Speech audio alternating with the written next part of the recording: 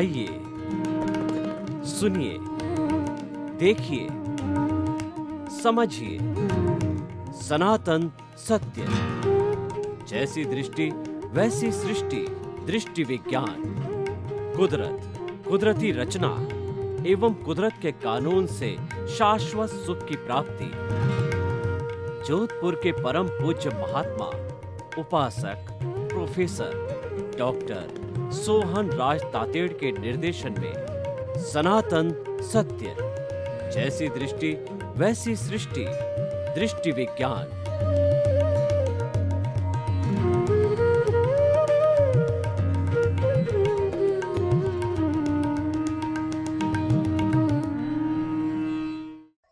सनातन सत्य, universal truth, सार्वभौम सत्य, ultimate reality of this world that we want to serve through the universal truth program।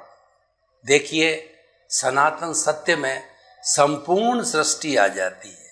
सनातन सत्य ultimate state है। मैं ये नहीं कहना चाहता हूँ कि मैंने अल्टीमेट स्टेज प्राप्त कर ली है और मैं आपको अल्टीमेट स्टेज दिला सकता हूँ। मैं वह ना कह रहा हूँ। मैं तो ये कह रहा हूँ कि अल्टीमेट जो है स्टेज प्राप्त करने के लिए हमको कुदरती रचना और कुदरत के कानून का सहारा लेना चाहिए। और वही हमारा विषय, हमारा जो ये सनातन सत्य है वो किसी भी धर्म, संप्रदाय, रिचुअल, भगवान और साधन और उसके साथ में संस्था आदि किसी के साथ नहीं जुड़ा हुआ है। हम तो कुदरत की बात करते हैं। कुदरत तो सबकी जननी है। कुदरत तो 84 लाख जीवा योनि प्राणियों को जन्म देने वाली, भरण पोषण करने वाली है। तो हम दूसरे की, मेरी और आपकी कहाँ बात कर रहे हैं। हम तो इतना बड़ा एलॉबोरेट कॉन्सेप्ट आपके सामने रखते हैं कि सभी हम उसमें सम्मिलित हैं। मैं आपको बताना चाहता हूँ कि क्या हम कुदरत के बिना जिंदे रह सकते हैं? हम श्वास ले सकते हैं, हम भोजन ले सकते हैं और हम कोई गतिविधि कर सकते हैं? नहीं, क्योंकि सबका आधार कुदरत है, पंच महाभूत है। उसी से पुतला बनता है, उसी से काम करता है और उसी में विलीन हो जाता है। सनातन सत्य, जैसी दृष्टि वैसी सृष्टि, दृष्टि विज्ञान। हम जो आपको देते हैं उसके अंदर हम अलग अलग विषय का उपयोग करते हैं। तो आज का बहुत सुंदर विषय है कि सामान्य और विशेष। देखिए, बोलचाल की भाषा में हम क्या कहते हैं कि वह व्यक्ति सामान्य है, उसके घर की स्थिति सामान्य है, वो पढ़ाई लिखाई में सामान्य है, वो रंग रूप में सामान्य है, वो धंधे में सामान्य है, वह राजनीति में सामान्य है और वह जो है जजेस के अंदर, इंजीनियर में, डॉक्टर्स में वो सामान्य व्यक्ति है। पर ये तो व्यवहार जगत की बात है। पर मैं अध्यात्म जगत के अंदर सामान्य को सबसे ऊंचा सिद्धांत मानता हूँ। और जो व्यक्ति सामान्य स्थिति में चला जाता है, सामान्य में विश्वास करता है और सामान्य की अवधारणा को धारता है, अपने जीवन का अंग बनाता है, अपने चरित्र का अंग बनाता है, उसी के अनुरूप जीता है, तो वह व्यक्ति एक जीता जागता भगवान है। वो शीघ्र भगवान बनने वाला है। कैसे? देखिए, सामान्य दृष्टिकोण के अंदर हमारी जो 84 लाख जीवा योनि की जो प्राणियां हैं वो चेतन तत्व कहलाते हैं। चेतन किसे कहा जाता है? असंख्य चेतनामय परमाणुओं के पिंड को हम चेतन कहते हैं। चेतन की 9 करस्टिक्ट है जो कि विज्ञान सम्मत है। वो ग्रोथ करती है, वो फीलिंग करती है, वह सुख दुख का अनुभव करती है, वो प्रजनन करके अपने जैसा प्राणी निर्मित करती है, आदि आदि। तो विज्ञान ने भी इसको अपने हिसाब से माना है। यानी चेतना की परिभाषा हमारी जो आध्यात्मिक विज्ञान की है वह विज्ञान सम्मत है। तो ऐसी हमारी चेतना है। ये चेतना जो है समस्त 84 लाख जीवा योनियां उत्पत्ति स्थान। मैं 84 लाख जीवा योनियों की बात क्यों करता हूँ कि हमारे धार्मिक शास्त्रों ने जितने भी असंख्य अनंत जो है वो जीवित प्राणी हैं, उन सब की चेतनाओं को बर्थ प्लेसेस के हिसाब से 84 लाख डिविजन्स किए हैं। आप कहेंगे 84 लाख कौन से होते हैं, तो मैं आपको जवाब देता हूँ, क्योंकि सनातन सत्य में हर चीज़ का जवाब है। आप पेपर पेन लीजिए और 84 लाख का हिसाब किताब लगाइए।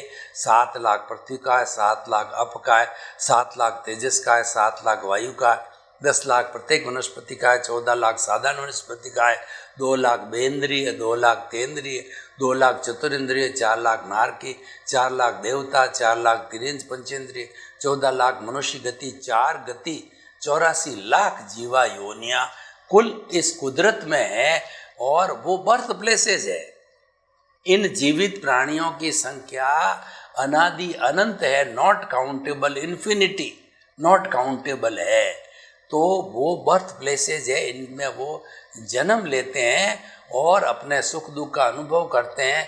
अपने कर्मों को अपने अपने बंधे हुए कर्मों के अनुसार वो भुगतान करते हैं और भुगतान करके जब प्योर हो जाते हैं, यानी इस आत्मा ये प्योर स्टेट में है। आत्मा जिसकी भी मैं बात कर रहा हूँ शुद्ध आत्मा की बात, मैं जहाँ शुद्ध आत्मा मूल आत्मा की बात करता हूँ, इसका अर्थ ये है कि वो मोक्षगामी आत्मा है।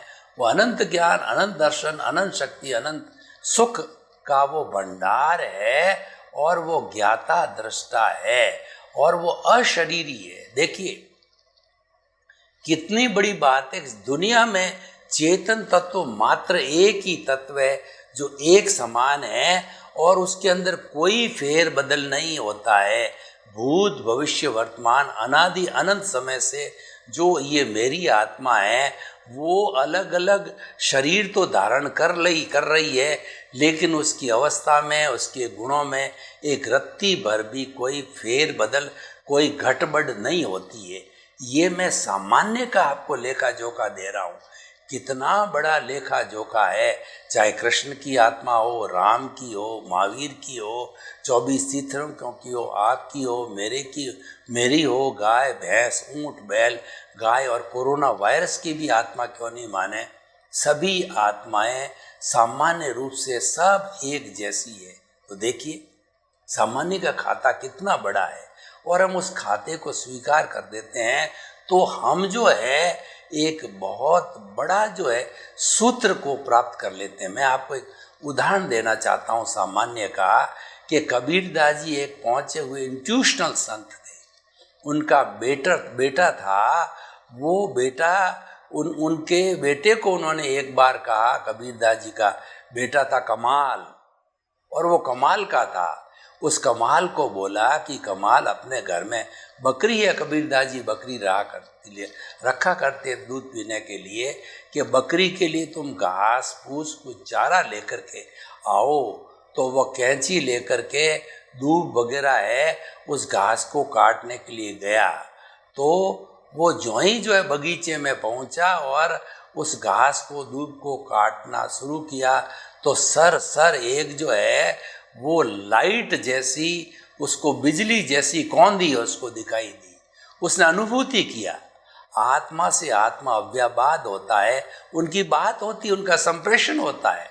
तो उन्होंने चाहे किसी की भी आत्मा हो, एक इंद्रिय से पंचेंद्रिय, वो डेवलप्ड अनडेवलप्ड की बात और होती है, लेकिन सभी की आत्माएं जो है अव्यबाद होने के कारण एक दूसरे से वो समझ जाती है, बात कर लेती है।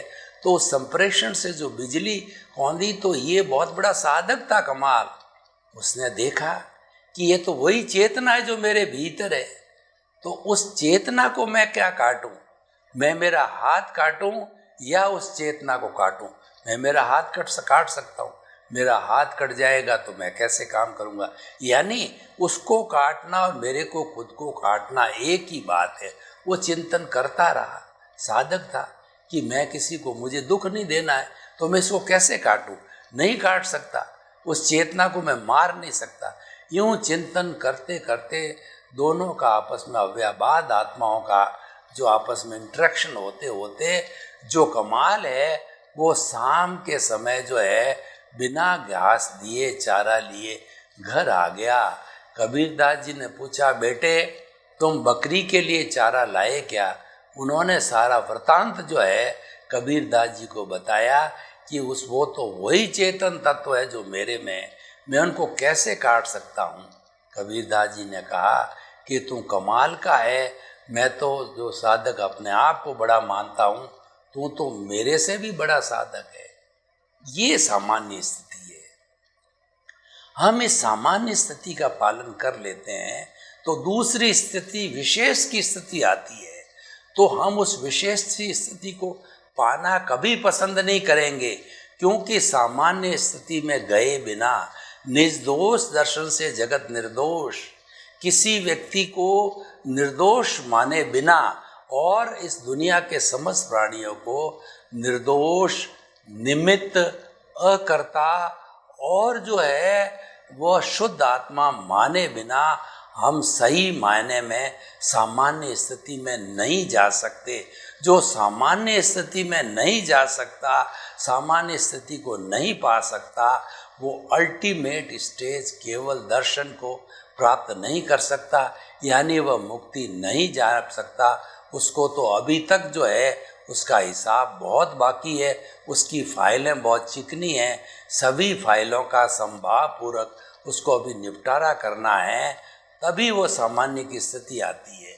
जो हमारे दादा भगवान ने जो 5 आज्ञा दी है, उसके अंदर पहली रिलेटिव, दूसरी रियल, तीसरी है कर्ता व्यवस्थित शक्ति, चौथा फाइलों का संभाव निपटारा करना और 5वां जो है शुद्ध आत्मा के बही खाते में रकम करना।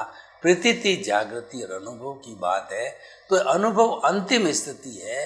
अनुभव हमारा तभी स्ट्रांग होगा जब इन 5 आज्ञा को हम एक कवच रूप में मान करके और धीरे धीरे सामान्य स्थिति में आएंगे।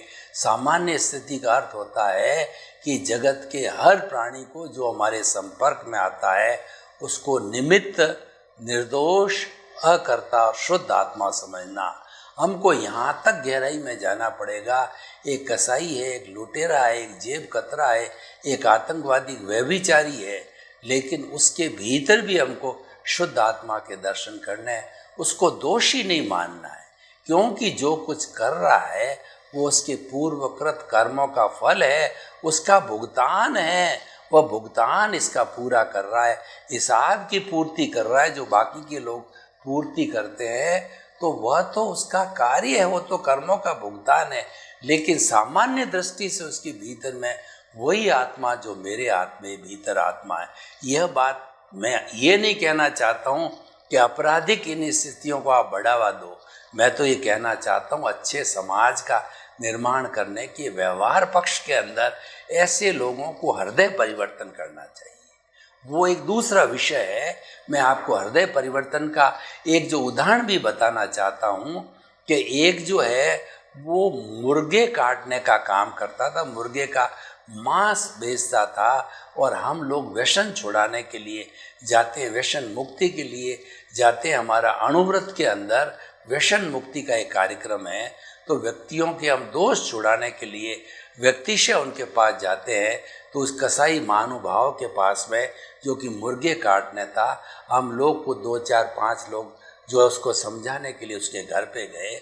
हमने कहा कि आप ये इतना कार्य कर रहे हो, आप मुझे ये बताओ, इसकी गर्दन मरोड़ते हो और फिर उसको आप हलाल करते हो, तो क्या आपकी गर्दन को कोई मोड़े और हलाल करे तो आपको कैसा लगेगा? साहब मेरे को तो बहुत बुरा लगेगा।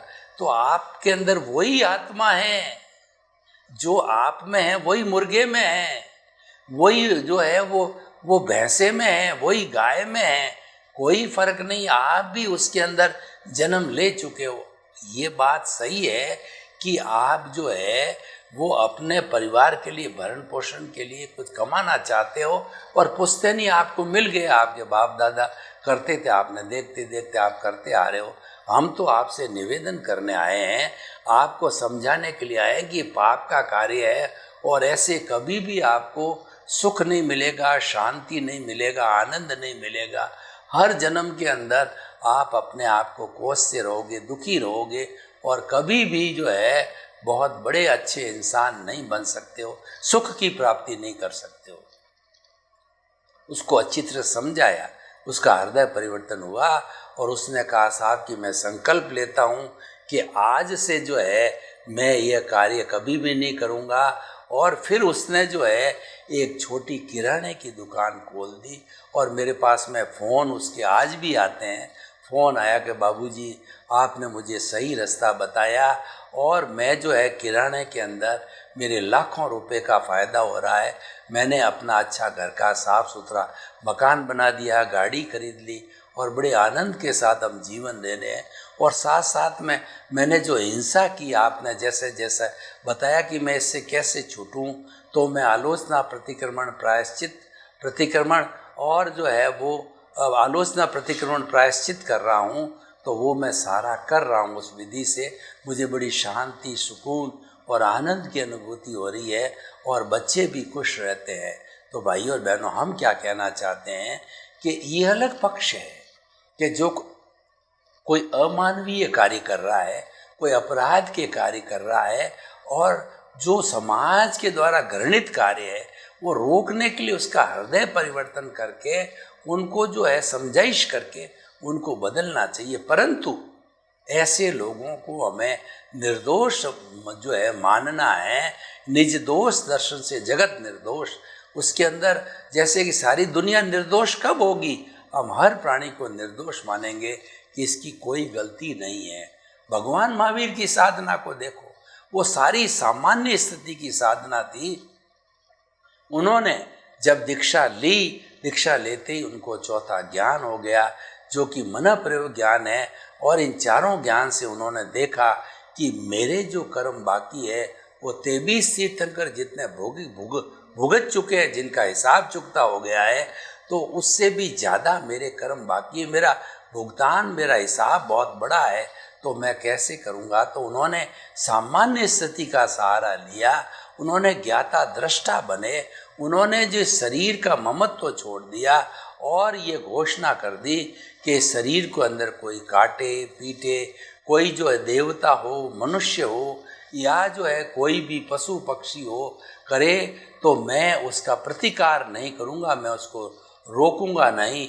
यह कहकर के वो ज्ञाता दृष्टा की स्थिति में चले गए, वो सामान्य स्थिति में चले गए और उस स्थिति के अंदर उन्होंने किसी को भी जो उनको दुख देता, उन्होंने उसको दोषी नहीं माना। उन्होंने अपने कर्मों का दोष माना, उन्होंने अपना भुगतान माना।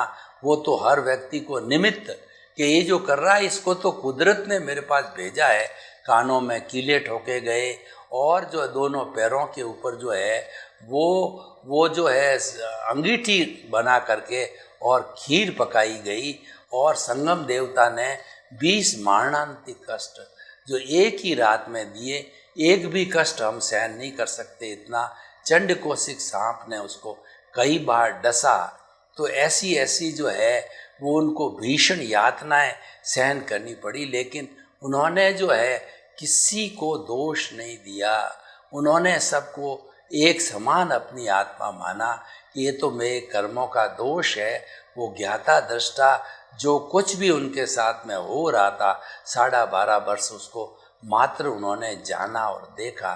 इस जाना और देखा, इस ज्ञाता दृष्टा की स्थिति से जितनी उनकी कॉजल बॉडी थी वो फास्ट स्पीड से विलीन होती रही। देखिए, हम आपको बताना चाहते हैं आजकल हाई लेवल के डिटर्जेंट पाउडर आ रहे हैं, ऐसे ऐसे पाउडर आ रहे हैं कि कितना ही गहरा दाग हो उसको एकदम वो धो डालते हैं।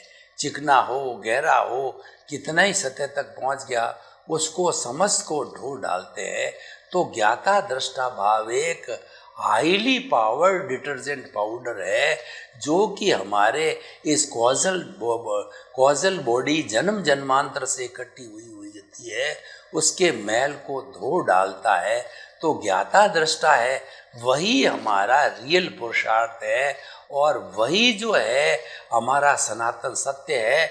और उस ज्ञाता दृष्टा बनने के लिए हम कुदरत की रचना और कुदरत का कानून काम लेते हैं और ज्ञाता दृष्टा बनने को हम दृष्टि विज्ञान कहते हैं, रियल पुरुषार्थ होते हैं। और जैसी दृष्टि वैसी सृष्टि हमारा जो सिद्धांत है, जब हमारी दृष्टि ज्ञाता दृष्टा की बन जाती है, हम स्वरूप की ओर जाने लगते हैं, तो बड़ी फास्ट स्पीड से कॉजल बॉडी, क्योंकि बड़ा बड़ा मंत्र, देखिए मैं आपको एक उदाहरण देना चाहता हूँ कि कई बार मनुष्य के भीतर भूत घुस जाता है या औरत के भीतर भूतनी घुस जाती है, यह भी एक तरह की योनि है, उनके पीछे जिसका हिसाब बाकी होता है उनके शरीर में घुसती है।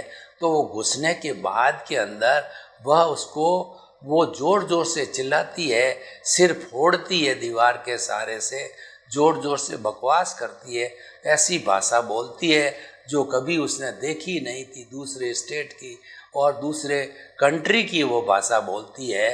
तो इसका जहाँ का वो भूत रहने वाला होता है वैसी वो सारी एक्टिविटी अपने जैसी करती है, लेकिन जिस बॉडी में घुसी है वो बेचारी एक सरल आत्मा होती है, सरल बॉडी होती है, लेकिन भूत घुस गया। तो हम क्या करते हैं, कुछ ऐसे झाड़ागर को ढूंढते हैं जो कि उनको मंत्रित करते हैं भूतों को। वो आते हैं मंत्र विद्या के सहारे से उसको, उसकी चोटी को, जिसके अंदर भूत घुसा है उसकी चोटी को अपने हाथ में पकड़ के मंत्रित करके और चोटी को घुमाते हैं। चोटी को जब घुमाते हैं तो वो दर्द उसके भीतर जो भी भूत भूतनी है उसके जो है आंटे लगते हैं और वो जोर से चिल्लाता है बाप जी। उसको मालूम पड़ जाता है कि मेरी चोटी वाला मेरे ऊपर नैले पे देला, मेरा गुरु आ गया है। तो वो कहती है बाप जी जाऊँ जाऊँ, जैसे कि किसी घर को जो है किसी दादा ने दबा दिया और बड़े दादे को ला के खड़ा करते हैं, बड़ा दादा जाकर के उसको जब घास पट्टी करता है तो वो सब भाग जाते हैं, उसी तरह से बड़ा दादा आ जाता है तो भाग जाते हैं। हम ये क्या कहना चाहते हैं कि जो ज्ञाता दृष्टा भाव है ये सबसे बड़ा दादा है। ये ज्ञाता दृष्टा भाव में जाते ही, स्वरूप में जाते ही, हरि अनंत हरि कथा अनंत की ज्यों ही जो है हम प्रक्रिया चालू करते हैं त्यों ही जो है ये फास्ट स्पीड से शुद्ध होने लगता है। और अगर आपका जो है जागृति बहुत हाई लेवल की हो तो भगवान महावीर स्वामी जैसी हो, तो उसी भाव में ये जीरो होकर के और वो वीतराग अवस्था को 12.5 वर्ष के बाद में पहुंच जाते हैं। वीतराग का अर्थ होता है सारा घाती कर्म संपूर्ण ज्ञानावर्णीय दर्शनावर्णीय अंतराय और मोहनीय विलीन हो जाता है और उसके बाद के अंदर वो केवल ज्ञानी बन जाता है।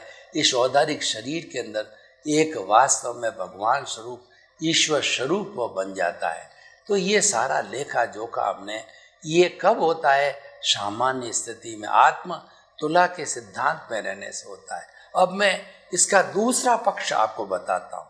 विशेष वीआईपी, जैसे फला व्यक्ति वीआईपी है, वेरी इंपॉर्टेंट पर्सन, ये इंजीनियर है, ये डॉक्टर है, ये चार्टर्ड अकाउंटेंट है, ये बड़ा नेता है, ये मंत्री है, ये बड़ा ज्योतिषी है। जब हम किसी व्यक्ति को विशेषण देते हैं, उसके साथ में उसके अवार्ड्स जोड़ते हैं, उसकी विशेषताएं जोड़ते हैं और उसको विशेष बना देते हैं, वीआईपी बना देते हैं, वहाँ राग द्वेष पैदा हो जाता है। जो कोई विशेष परिस्थिति मीन्स राग और द्वेष, क्योंकि वहाँ कंपटीशन होता है, प्रतिस्पर्धा होती है। तो हम आपको ये सारा व्यवहार जगत में लोगों को कहना चाहते हैं, कभी भी जीवन में प्रतिस्पर्धा में नहीं जाना चाहिए। प्रतिस्पर्धा आपको वीआईपी बनाती है, प्रतिस्पर्धा आप में राग द्वेष पैदा करती है। उस राग द्वेष को हम कषाय, कॉजल बॉडी, कर्म शरीर, कर्म रज, लिंग शरीर बोलते हैं। तो वैसी स्थिति आपको पैदा नहीं करनी, उस स्थिति में नहीं जाना चाहिए, क्योंकि वह कॉजल बॉडी तो आपके भीतर भरी पड़ी है, वह तो ऑलरेडी आपके है। और आप फिर विशेष के अंदर चले गए तो विशेष में जाते ही जो है वो आपको जो है वह और ज़्यादा गंदा करेगी और उसको बड़ा, आप तो घटाने को लिए गए थे, चौबे जी छब्बे जी बनने गए और दुबे जी बन के रह गए। आप विशेष बन गए तो आप तो ये लक्ष्य लेके आए थे कि मेरे को कॉजल बॉडी को घटाना है और आप तो क्या उसको बढ़ाने में लगे। छब्बे जी तो बनने दूर गए, दुबे जी बन करके आ गए आप। तो हमें ऐसी स्थिति में नहीं जाना है, पर व्यवहार जगत में सब होता यही है। क्योंकि व्यक्ति जो है वीआईपी बनना चाहता है, व्यक्ति की दुनिया का नंबर 1 बनना चाहता है। वो कहता है कि सभी लोग मेरी तारीफ करें, सभी लोग मुझे बुलावे, सभी लोग मेरे को अध्यक्ष बनावे और सभी लोग मेरे मंत्रणा करें, सभी लोग मेरी पूछ करें। यानी अपनी पूछ बढ़नी चाहिए कि फलां व्यक्ति कितना महान है, फलां व्यक्ति कितना कुबेरपति है, फलां व्यक्ति कितना बड़ी पोस्ट वाला है, साधन संपत्ति और संबंध वाला बन जाता है। वो सारी विशेष की श्रेणी में आता है और विशेष की श्रेणी जो है आपको डुबाने वाली है। जहाँ जहाँ विशेष श्रेणी जुड़ गई तो समझ लिए धीरे धीरे आप गर्त में जाने लग जाते हो, क्योंकि वह राग द्वेष की श्रेणी होती है और राग द्वेष जितना जितना बढ़ता जाता उतना उतना आप भारी होते जाते हो। कैसे भारी होते हो मैं आपको बताता हूँ कि हमारी आत्मा राग द्वेष से जो है किस प्रकार भारी होती। मैं एक उदाहरण देना चाहता हूँ कि एक बाबा जी की तुम्बी थी। जो तुम्बी जो है हमारे ये बड़े बड़े जो तुम्बे होते हैं, उन तुम्बों को खोखला करके गिरी निकाल करके और सूखा करके तुम्बी और उसको काट करके ऊपर हैंडल बना करके हाथ का बाबा जी तुम्बी जो है अपने पानी के लिए काम में लेते हैं। जैसे कि हमारे जैन साधु कमंडल लेते हैं तो बाबा जी तुम्बी लेते हैं पानी की। तो उस तुम्बी को क्या है, अगर वैसे ही खाली तुम्बी को पानी के अंदर डाल दिया जाए तो पानी में तरने लग जाती है। अब मैं उस तुम्बी के ऊपर एक जो है वो मिट्टी का, गहरी मिट्टी का लेप बजाता हूँ, उसको सुखाता हूँ, फिर दूसरा लेप बनाया, सुखाया, तीसरा, चौथा, पांचवा, सातवां, आठवां लेप बनाते गए, सुखाते गए। तुम्बी वजन में भारी हो गई। इस तुम्बी को जब पानी के अंदर डाला गया तो ये तुम्बी डूब गई। पहले तो तर रही थी और आज वही तुम्बी डूब गई, क्योंकि वो भारी हो गई। इसके ऊपर आवरण आ गए, इसके ऊपर कवरिंग आ गए। तो हमारी आत्मा भी ज्ञानावर्णीय, दर्शनावर्णीय, वेदनीय, मौनीय, आयुष्य, नाम, गोत्र, अंतराय, इन जो है कवरिंग से, इन पर्दों से, इनके जो लेप से जो है ये भारी होकर के और ये डूब जाती है। तो भारी कौन बनाता है?